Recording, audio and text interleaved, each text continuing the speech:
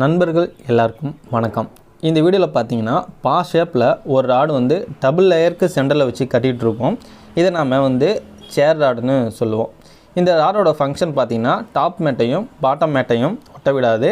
நாம் பொதுவாக double layer கம்பி கட்டும்போது நாம் இந்த மாதிரி சேர் ராடு வச்சுக்கிட்டோம்னா நாம் கட்டக்கூடிய டபுள் லேயர் ராடு அதோட பொசிஷன்லேருந்து மாறாமல் இருக்கும். இதனால் அந்த கம்பி வேலை உறுதியாக இருக்கும். இப்போ நாம் ரூஃப் மோல்டிங் காங்கிரீட் போடும்போது கிராங்க் வர்ற பகுதியில் தள்ளு வண்டி வச்சு ஓட்டுவாங்க. அந்த மாதிரி இடங்களில் இந்த சேர் ராடு கட்டாயம் வைக்கணும், இல்லைனா கிராங்க் ராடு படுத்துக்கும். ஸோ அந்த மோல்டிங்க்கும் உண்டான ஸ்ட்ரென்த்து குறைஞ்சிரும்.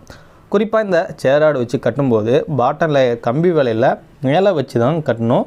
சென்ட்ரிங் சீட்டில் டச் ஆகிற மாதிரி இருக்கக்கூடாது. ஏன்னா அந்த இடத்துக்கு சரியான கவர் இல்லாமல் சென்ட்ரிங் பிரித்த பிறகு ராடு தெரியும்.